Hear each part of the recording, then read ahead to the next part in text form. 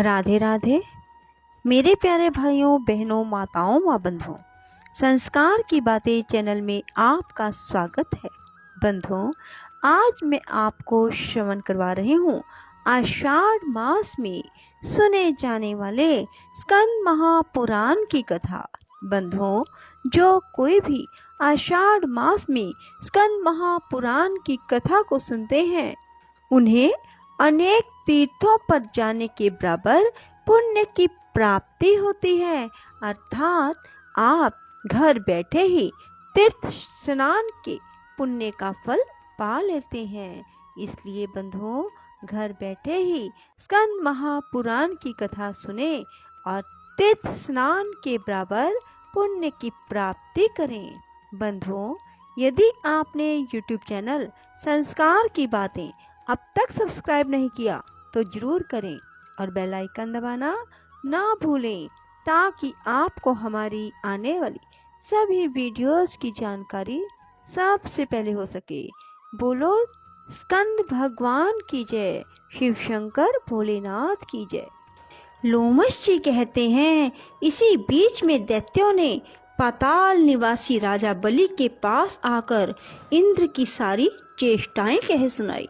उनकी यह बात सुनकर उदार बुद्धि वाले विरोचन पुत्र बलि ने शुक्राचार्य से पूछा, भगवान इंद्र किस प्रकार हमारे अधीन हो सकते हैं?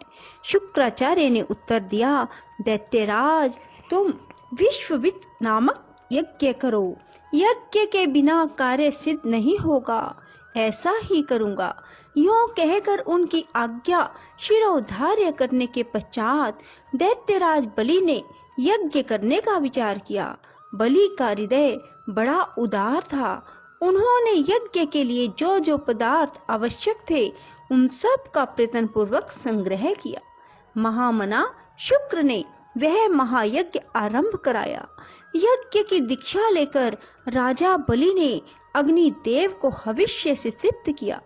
विधि पूर्वक यज्ञ कर्म द्वारा जब अग्निदेव को आहुति दी जा रही थी, उसी समय अग्नि में से बड़ा ही अद्भुत रथ प्रकट हुआ। उसमें 4 घोड़े जुते हुए थे, अनेक ध्वजा फहरा रहे थे।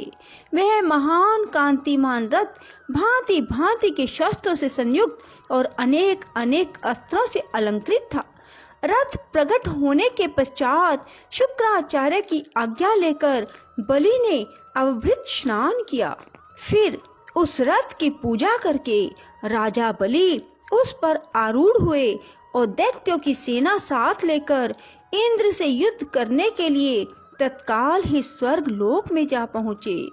देवपुरी को दैत्यों द्वारा घिरी हुई देख वे श्रेष्ठ देवता बहुत देर तक परस्पर विचार करके बृहस्पति जी से बोले, महाभाग, अब हम क्या करें? दैत्यों के प्रधान प्रधान वीर युद्ध की इच्छा से यहाँ पहुँचे हैं।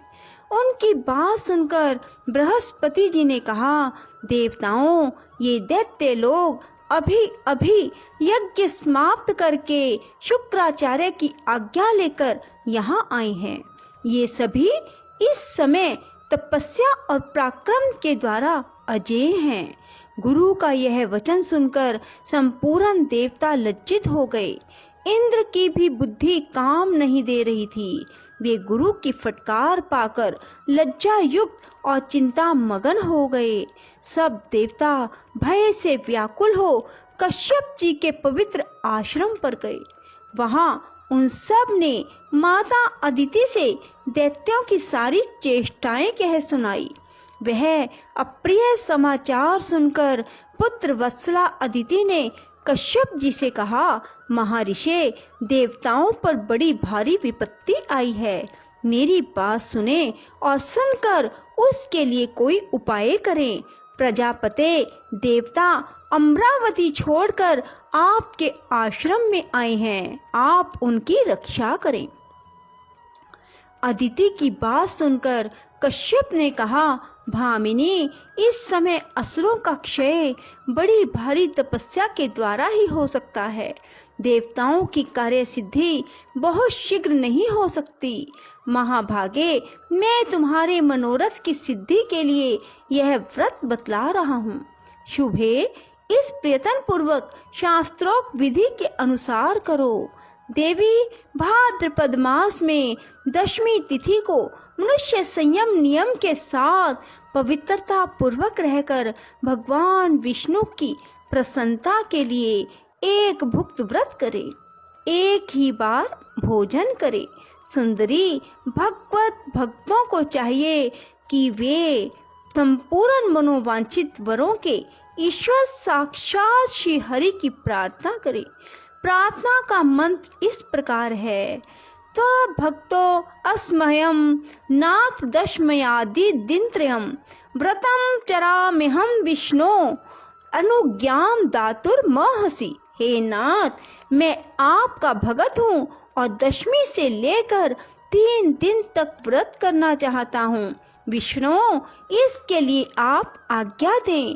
इसी मंत्र से जगदीश्वर श्री हरि की प्रार्थना करनी चाहिए। एक ही बार भोजन करें। वह एक बार का भोजन भी केले के पत्ते में ग्रहण करना चाहिए। उस भोजन में नमक वर्जित है। व्रती पुरुष एकादशी तिथि को यत्न पूर्वक उपवास करे और रात्रि काल में विशेष चेष्टा करके जागता रहे। फिर द्वादशी तिथि में विधि पूर्वक भली भांति उत्तम ब्राह्मणों को भोजन कराकर कुटुंबी जनों के साथ पारण करें। इस प्रकार 12 महीनों तक प्रति मास आलस्य छोड़कर इस व्रत का अनुष्ठान करें। वर्ष के अंत में पुनः भाद्रपद मास आने पर एकादशी को अपनी शक्ति के अनुसार सोने या चांदी की विष्णु प्रतिमा बनाकर उसे कलश पर स्थापित करें।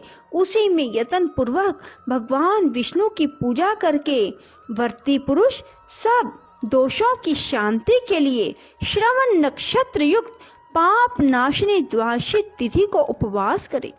महाभागे, इस प्रकार तुम कल्याणमय व्रत का अनुष्ठान करो।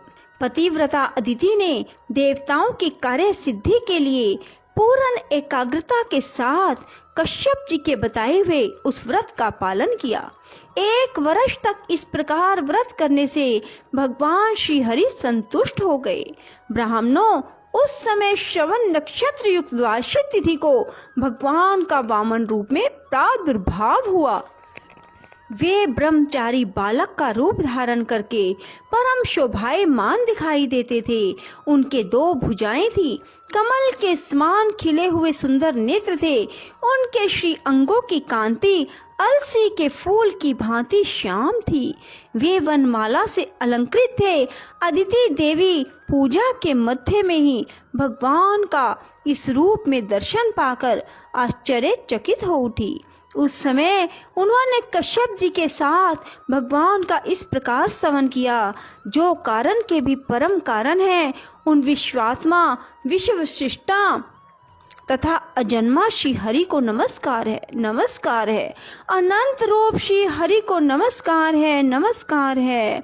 जिनका परम धाम अनंत है, जो साक्षात परमात्म रूप है, उन भगवान को नमस्कार है। ये सच्चिदानंदमय परमात्म देव आप पर और अपर तथा ज्ञानमय सबके आत्मा है। आपको नमस्कार है। परावर आत्मन आपका स्वरूप सबसे श्रेष्ठ है। आपका बोध कभी कुंठित नहीं होता। आपको बारंबार नमस्कार है। इस प्रकार अदिति द्वारा स्तुति की जाने पर देवताओं के पालक भगवान विष्णु देव माता अदिति से बोले, देवी, मैं तुम्हारी उत्कृष्ट तपस्या से संतुष्ट होकर इसी शरीर से देवताओं का कार्य सिद्ध करने के लिए प्रकट हुआ हूँ। भगवान का वचन सुनकर अदिति ने कहा, भगवान, महाबली असुरों ने देवताओं को परास्त कर दिया है। जनार्दन, अब सभी देवता आपकी शरण में आए हैं। आप उन शरणागतों की रक्षा करें। संतों के आश्रय तथा बैकुंठ धाम के स्वामी एकमात्र श्री हरि ने अदिति की बात सुनकर देवताओं और राजा बलि की चेष्टाएं जानकर मन ही मन विचार किया कि आज मुझे कौन सा कार्य करना चाहिए जिससे देवताओं को विजय प्राप्त हो और प्रधान दैत्यों को भी हार खानी पड़े।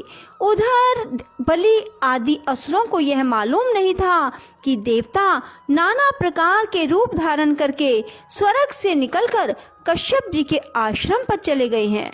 उस समय दैत्यों ने अमरावतीपुरी की 4 दीवारी पर चढ़कर देवराज इंद्र को शीघ्र मारने की इच्छा से ज्यों ही उसके भीतर प्रवेश किया त्यों ही उन्हें वह सारी नगरी सूनी दिखाई दी। तब शुक्राचार्य ने महाअभिषेक की विधि से असुरों द्वारा घिरे हुए राजा बलि को इंद्र के सिंहासन पर अभिषिक्त कर दिया। इस प्रकार स्वर्गलोक के राज्य पर प्रतिष्ठित हुए विरोचन कुमार बलि वहां की उत्तम विभूति के द्वारा महेंद्र से भी अधिक शोभायमान हुए। ऋषि, अप्सरा, गंधर्व, किन्नर, नाग, असुर समुदाय इंद्र की ही भांति उनकी सेवा करने लगे। संपूर्ण प्राणियों में दान की दृष्टि से राजा बलि ही सबसे बढ़कर दाता है। याचक जिन जिन कामनाओं को प्राप्त करने की इच्छा करते दानवराज बलि संपूर्ण याचकों को वही वस्तु प्रदान करते। शौनक जी ने पूछा, महाभागसूत जी, देवराज इंद्र तो स्वर्ग में रहकर कभी दान नहीं देते हैं, राजा बलि कैसे दाता हुए? यह सब यथार्थ रूप से बतलाइए। शेष अगले अध्याय में। राधे राधे, जय श्री कृष्णा। बंधुओं, यदि आपको हमारी वीडियो पसंद आए तो इसे लाइक करें और शेयर भी जरूर करें। धन्यवाद।